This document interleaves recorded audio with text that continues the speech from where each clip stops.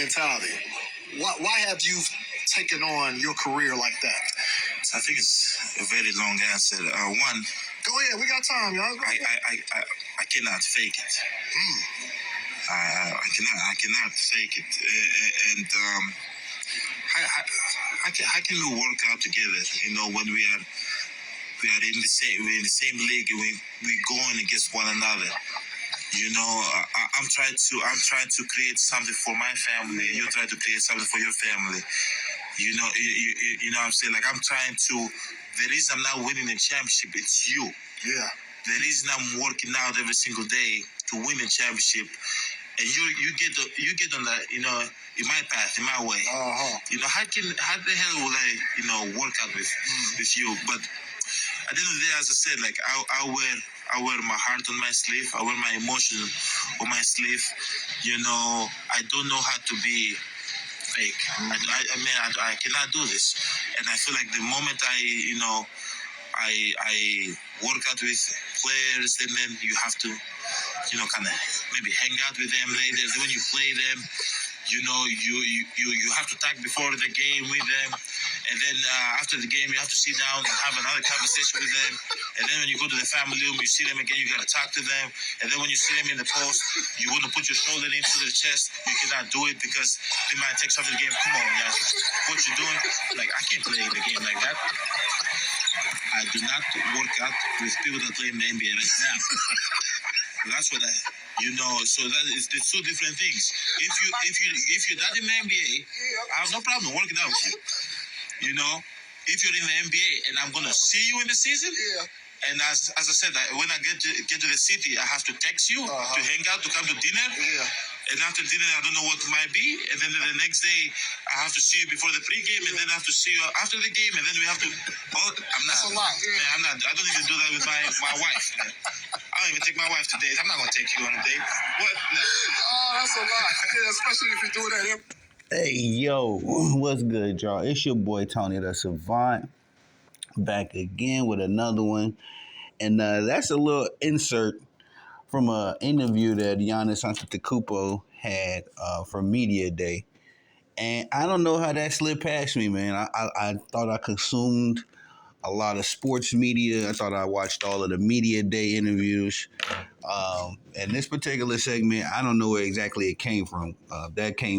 What y'all just heard came exactly straight from my Facebook reel.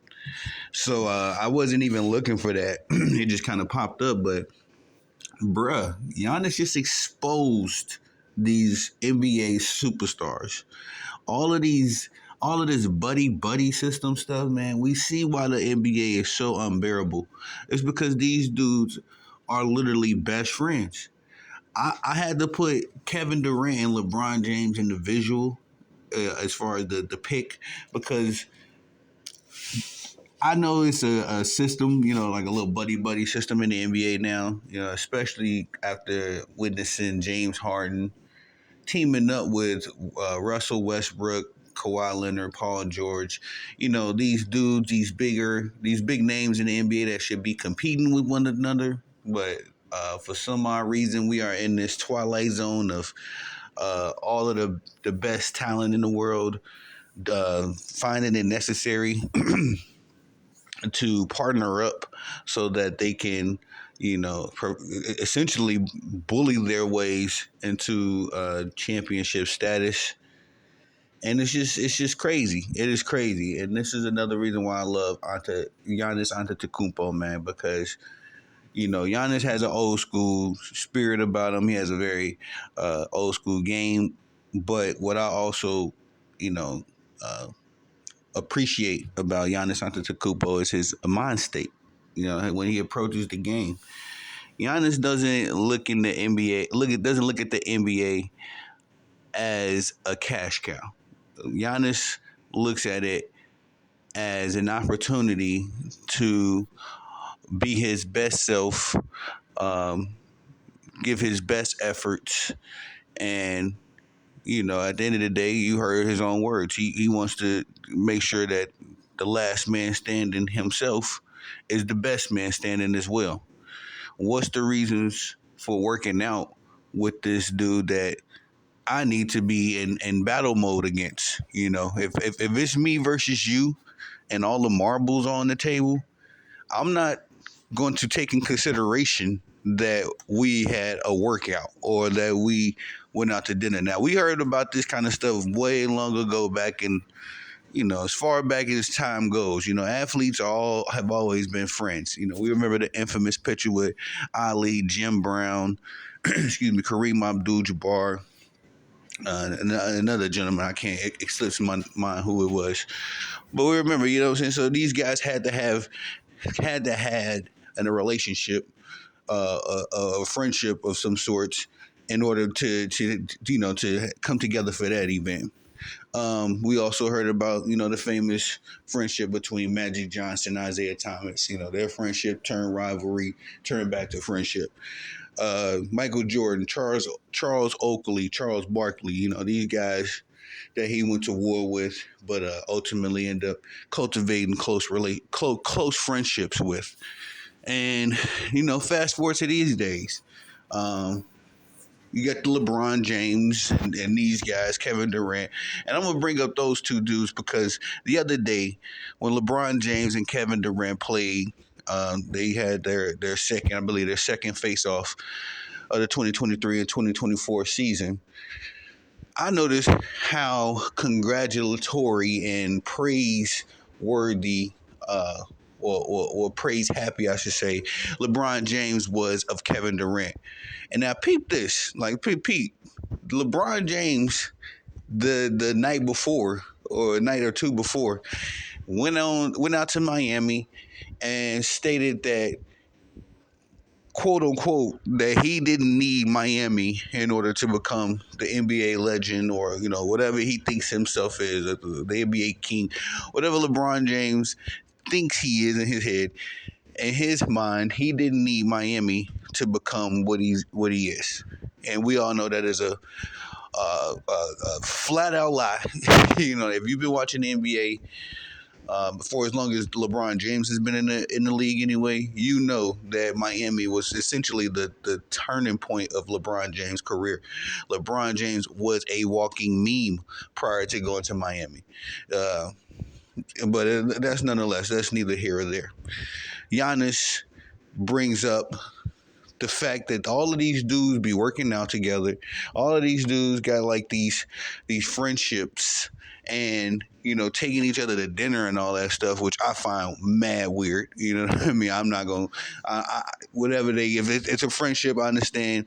When I was playing sports, the brotherhood, our brotherhood was dope like that. Me and the boys after a game, we go out, go get pizza, that kind of stuff. That's understandable. But it was teammates. It wasn't, we wasn't heading up the school across town that we were going to play next week for homecoming. We were like, hey, y'all star players want to meet up with our star players and have brunch? Like, nah, that wasn't happening. You know what I mean? And that's why I feel like the NBA now is so unbearable, because these dudes are so cool. You know what I mean? There's no what do you call it, tension at all when it comes to these NBA games. When Michael Jordan and Clyde Drexler played against each other, you can feel the tension. Even to this day, just watching it on YouTube, you can feel the tension in the room, or even on the TV screen, because at that time, there was a lot of comparisons between Michael Jordan and Clyde Drexler. And both those brothers was playing in that NBA Finals to separate each other, separate themselves from one another. As far as now, we all, history books have been written. We all know Michael Jordan was the better of the two, but at that time there was a lot of debate. A lot of, is Clyde better or is Michael better? And can you imagine if Michael Jordan and Clyde Drexler were best friends? What kind of NBA Finals that would have been? You know what I mean? The kind of best friends I'm talking about now. Where we got these Westbrook and James Harden besties. You got these LeBron James and KD besties, to the point where when they're playing each other, you don't feel any kind of tension between KD and LeBron James. I don't. I mean, somebody out there may be able to say differently and point out this quote unquote tension I'm talking about. But the competitive tension, I ain't saying you got to hate each other. I'm saying when we get on this basketball court, like Giannis says, the guy that I'm competing against is the guy that's ultimately the obstacle that's stopping me from reaching my goal. You know, as an athlete, championship status is the ultimate goal. And if there's another guy that's competing for championship status on the opposite team, or if there's another guy that's just the better guy, you know, right now, he is the current champion, you got to knock this guy off, you're going to need some kind of competitive fervor to accomplish that mission. There's no way in the world I could go uh, going me and my brother, you know, my kid brother, me and him was competing for a certain title, a certain, you know, whatever. There's no way in the world I'll be able to approach competing against him the same way I would compete against some random guy or something like that, or an acquaintance, you know, or you know, a coworker. I wouldn't compete against somebody I loved and can consider family and that I spent a lot of time with. I wouldn't compete against them the same way I would compete against somebody I just see in passing. You know what I mean? I hope I'm driving my point here, because this is the point I'm making ultimately is the reason why the NBA has become so diluted and so what do you call it, super team happy, is because these dudes behind the scenes be having all these friendships, and Giannis essentially exposed it. And this is why you can sense the competitive tension with Giannis and Joker. You could tell, you know, these two dudes don't, or probably don't have many friendships with the other NBA stars around the league. You know, I'm pretty sure they like, you know, cool, cordial. But this whole working out together and going on vacations together and going out to eat together, respectfully, shout out to Giannis Antetokounmpo, you know, for exposing that. Because I've been of the opinion this particular season, but the past, man, how far back can we go? How unbearable the NBA has been, you know, how unwatchable it has been, because the parity ain't there. Literally, right now in the NFL, we do not know who is going to win the Super Bowl. You know what I mean? Patrick Mahomes and the Chiefs are the reigning champions. They are the best team on paper. And Patrick Mahomes is the generational quarterback. You know, this is his quote unquote era.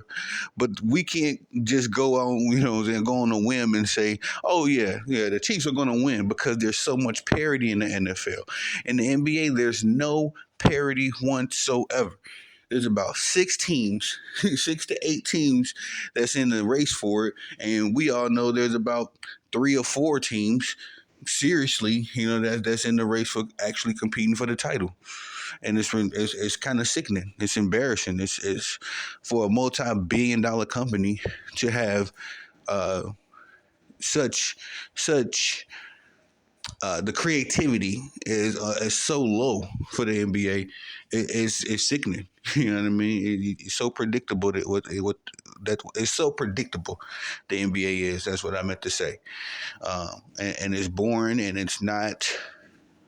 If I'm a fan personally, I don't think I've gone to an NBA game in years. You know what I mean? But personally, you know, whether it was finances or just the matter of the fact that I don't feel like I'm gonna get the bang for my buck. You know, I would go to a Chicago Bulls game, but why?